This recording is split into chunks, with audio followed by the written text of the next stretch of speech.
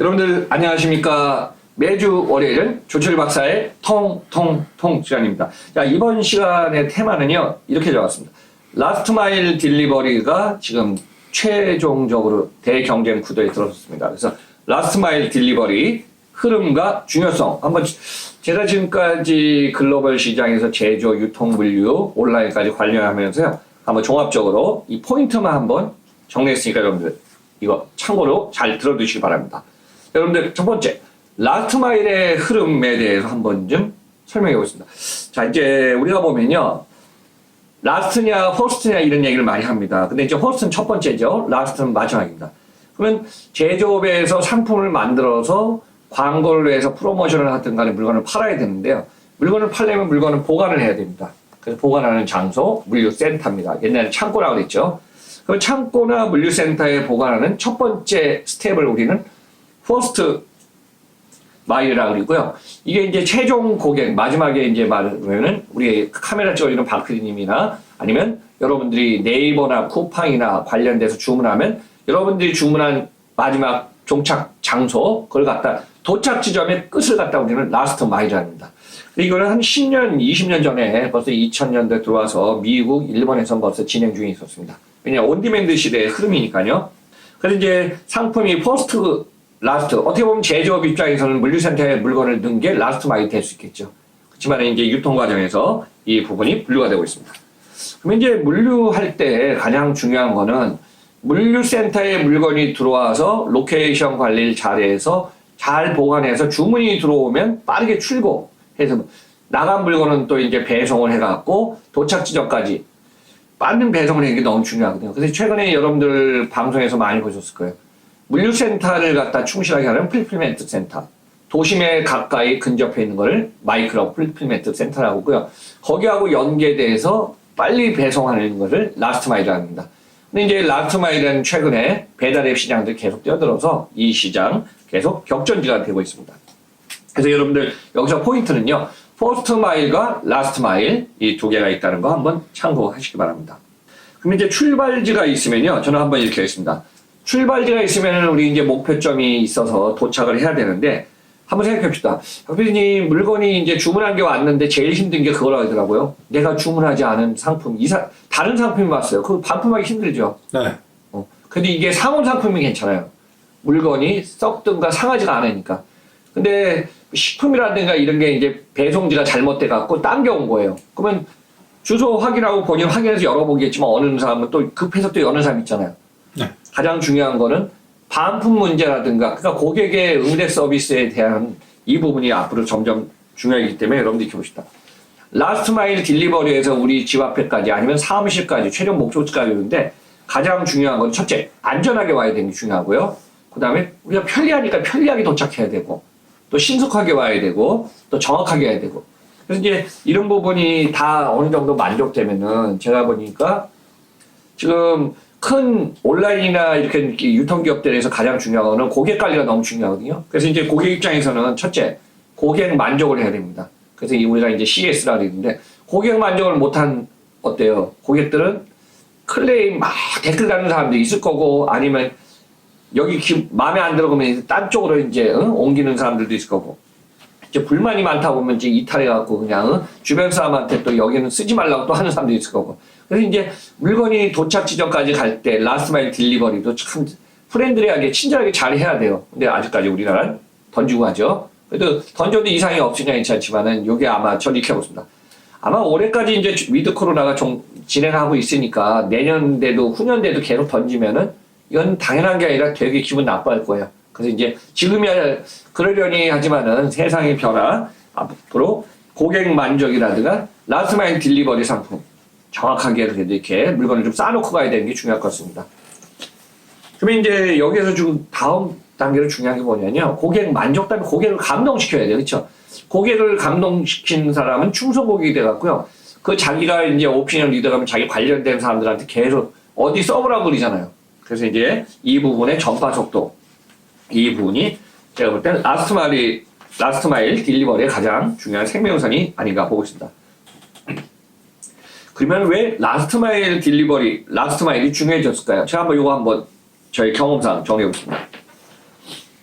한 뭐 20, 30년 전만 해도요. 과거에는 제조업에서 물건을 만들면 다양한 프로모션에서 유통 채널이 하고 있었어요. 물류도.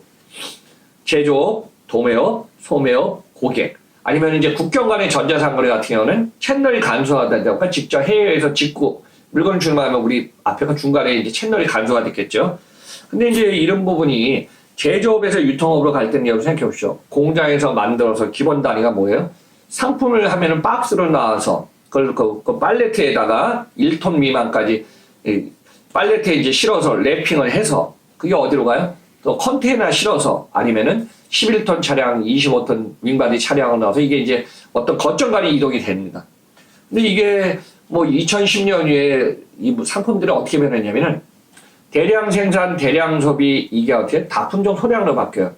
최근에는 어느 정도까지냐면 이제 우리나라가 제가 항상 강조합니다. 인구가 이제 2027, 28 줄면요. 사용하는 양이 작잖아요. 그래서 이제 우리 용기가 작아진다, 어떤 다양한 용도가 작아지기 때문에 물건의 종류가 점점 갈수록 다품종 소량을 많이 바뀝니다. 그러니까 이 흐름에서 지금 전자상거래도 그렇고 우리가 이제 온라인 이커머스도 보면 어때요? 고객은 필요한 것만 살 수밖에 없어요. 자, 유통매장 마찬가지입니다. 대표적으로 편의점 보더라도 2,500 SKU를 갖고 있어도 편의점은 잘 팔리는 물건만 또 발주하게 돼 있죠.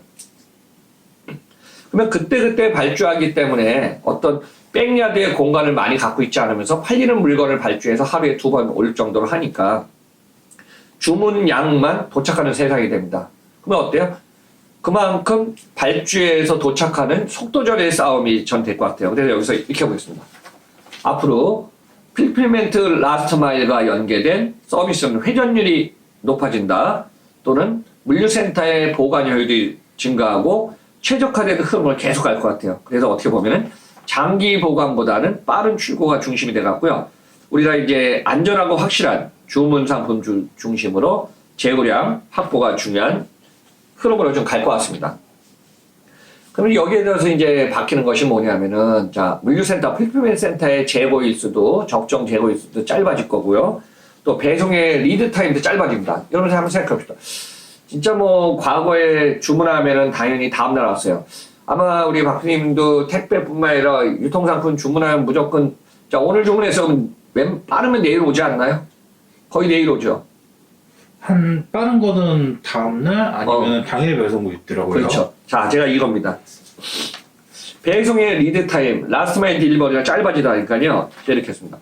자, 재고 풀필멘트에서는 어떤 변화가 있냐면 흐름이 SKU가 수만, 수십만, 수백만 어떤 물류센터의 캐파에 따라 달라지겠지만은 잘 팔리는 상품 중심으로 계속 증가할 겁니다. 그러면 이제 인기 상품이나 회전율이 높은 상품들은 계속 늘어날 거고요. 그 다음에 지금 배송의 라스트 마일 딜리버리에는 어떤 흐름으로 바뀌냐 하면은 택배 주문하면은 진짜 제주도에는 다 오늘 주문하면 내일 이길 배송 다 됐어요. 근데 지금 택배가 아니고 유통상품이라든가 이커머스를 주문한 거는 보관 장소가 가까우면은 거기서 출고가 빨라지면 집안 빨리 오겠죠. 그래서 최근에 심지어는 2시간 배송, 1시간 배송, 30분 배송, 심지어는 10분 배송 주문을 받자마자 전달해준 도보 배송까지 지금 나오고 있습니다. 그래서 지금 편의점 중심의 거점으로 진행하다 보니까 이 세상이 라스트 마일 딜리버리로 빠르게 변하고 있습니다. 그럼 저는 여기서 이제 이 흐름을 보면은 보관의 풀필멘트 센터 아니면 마이크로 풀필멘트 센터 플러스 라스트 마일 딜리버리의 원스톱 서비스의 어떤 리드 타임이 점점 짧아지고 있다. 이렇게 한번 좀 정리해 보겠습니다. 그리고 이제 풀필멘트 센터의 큰 거점, 여러분들이 대표적으로 이렇게 합니다. 규모가 큰 거를 서브, 대형은 허브 거점은 주로 이제 해외에서 수출 수입 상품이 들어오면 장기 보관하면서 빨리빨리 서브로 보내주는 역할이에요. 그래서 보통 허브를 우리가 이제 물류센터 제가 이전에 통폐합 거점을 하다 보면 허브 거점을 가져가려면 최소 10,000평 이상이 돼야 돼요. 그래서 해외에서 들어온 물건 보관해갖고. 대표적으로 아마 여러분들 지금 다이소 들어오셨죠? 네. 지금 매출 규모 2조 원 넘고 전국에 한 1,100, 1,200개 점포 있고, 그 다음에 그 정도로 시장 규모 커지는 거 보면은, 수도권은 그 전에 기흥에 있다가 이제 남사 IC 2010인가 13년에 이제 자동화 창고 해갖고 해외에서 들어오면은 이 팔레트로 돼갖고 자동화 창고에 셀에다가 그냥 보관해서 축축 나오거든요. 지금 부산도 지금 세팅 거의 다 돼갖고 진행 중에 있으니까. 그러면 배로 들어온 건 다 부산에다 거점에 보관했다 수도권 들어오거든요. 그래서 그만큼 모든 저기를 갖다가 이제 풀필멘트 센터도 필요하지만은 이 비용 진짜 잘 추구합니다. 그래서 허브는 최소한 진짜 10,000평 이상은 돼야 되고요. 서브는 2,000평, 3,000평이 될 수도 있고 더 작을 수도 있고 그보다 더 작은 거는 우리가 마이크로 풀필멘트 센터 아니면은 쿠팡이 말하는 캠프 이런 게 이제 점점 전집이 있습니다. 그래서 지금 편의점이 지금 CU하고 GS25가 15,000 점포 이상 됐지. 그러니까 이게 편의점도 어떤 뺑이야 되겠지만 이게 거점이잖아요. 그래서 이제 이런 거점의 중요성이 더 커질 거라고 보고 있습니다. 그러면 저는 이렇게 보겠습니다. 자, 라스트 마일의 딜리버리 배송이 빨라지고 안전하고 확실하고 안심한 배송력 이 부분. 물론 여기다 이제 다양한 컨텐츠를 요즘 넣을 거예요. 그래서 최근에 저도 여기저기 이제 기업인들 많이 만나고 들어오는 얘기가 뭐냐면은 퀵커머스의 라스트 마일 딜리버리 쪽으로 지금 다양한 기업들이 지금 솔루션을 개발해 놨어요. 그래서 거기에 대해서는 이제 개발해서 중심 거점의 다양한 기업들하고 링크 연계시키기 때문에 이 시장의 가능성, 경쟁력도 지금 치열하고 중요해지지만요. 시장 계속 확장될 걸로 보고 있습니다. 그러면 여기서 이제 제가 이거 정리하면서 마지막에 이렇게 합니다. 자, 우리나라의 지금 물류비 중에서 가장 비용이 많은 게 뭐냐면요. 수송과 배송 비용이 50% 이상, 한 55% 정도 차지하고 있습니다. 그럼 서울에서 여러분들 한번 봅시다. 서울에서 부산, 아니면 인천항에서 부산까지 많이 간다. 부산에서 올라온다면요. 보통 뭐 1톤 탑차를 갖고 부산에서 달려면 이제 비용이 너무 많이 발생하겠죠. 어차피 와야 되니까요. 그러니까 장기간의 노선은 큰 차로 대형 트럭이나 컨테이너로 갈 수밖에 없어요. 기본적으로 이렇게 봅시다, 여러분들. 40피트 컨테이너 하나를 해서 트레이저로 해서 이동하든가 아니면은 11톤, 25톤 대형 탑차를 해갖고 이제 이동시킵니다. 그래서 이걸 갖다가 우리가 기본적으로 이거를 장거리 이동하는 수송이라고 하고요. 또 거점에서 이제 단거리 이동하는 거는 거점 간 이동이기 때문에 단거리는 뭐 반경 5km, 10km 이 내에 움직이니까 차량이 골목골목을 다녀야 될 것 같아요. 작아져야겠죠. 그래서 택배 1톤 탑차, 커도 2.5톤, 뭐 4톤, 5톤만 해도 지금 골목길을 못 다니니까요. 그래서 이런 배송, 밀집도 배송을 하는 쪽에 이 부분이 구분이 되고 있습니다. 그래서 이제 도시만의 마이크로 풀필멘트 센터의 거점을 뒀다가 최적화된 보관 구성을 하고 빨리 나가야 되니까요. 앞으로 밀집도 배송 안에 배송 고객이나 장소가 좀 많아져야 될 것 같고요. 그러다 보면 뭐예요? 회전 속도, 라우팅 동선의 속도전의 싸움, 경쟁이 되기 때문에 어차피 도는 거 물건을 로딩 실어갖고 빨리빨리 물건을 갖다가 딜리버리 해주고 또 집합 물건이든 관련된 물건을 해서 공간을 유일하게 잘 써야 되기 때문에 이런 부분이 이 구조와 물량 효율 너무 중요해서 증가할 거로 보고 있습니다. 저는 이제 오늘 마지막 정리하면요. 기업 간에는 라스트 마일 딜리버리 지금 대경쟁 구도가 계속 배달 입장 포함해서 지금 계속 진행 중에 있어서 이 부분 여러분들 한번 관심 갖고 보시면 되겠다. 뭐 어떻게 해서 이게 빨라졌냐면요. 여러분들 기존의 물류에 플러스 IT 융합이 워낙 요즘 잘 돼 있으니까요. 거기다 주목되고 있는 플랫폼 구성까지 다 이 융합시켜 놨기 때문에 우리가 이제 라스트 마일 딜리버리 아니면은 그 전에 마이크로 풀필멘트 센터를 갖다가 융합하면서 이 부분을 어느 특정 지역을 집중적으로 공략해야 되니까요. 공략한 거점을 중심으로 가장 좋은 게 방사선입니다. 360도 뻗어나가는 거. 그래서 이 부분에 비즈니스 모델이나 이런 걸 고려하면서 보면 좋을 것 같습니다. 자, 오늘은 라스트 마일 딜리버리 흐름과 왜 중요한가 이 부분에 대해서 한번 좀 종합적으로 정리해봤습니다. 방송하다 보니까 그냥 15분이 금세가는 것 같아요. 박PD, 그렇죠? 네. 네. 저도 이제 이 내용을 15분 안에 진행하면서 마무리하겠습니다. 여러분들 다음 시간에는 온라인 시장 확대와 라스트 마일 증가 흐름에 대해서 한번 좀 알아보겠습니다. 자, 항상 매주 월요일에 조철희 박사 통통통. 자, 제가 변함없는 한 매주 월요일은 계속 진행됩니다. 아직도 구독 안 누르신 분은 쿡 하고 좀 부탁드리겠습니다. 자, 감사합니다.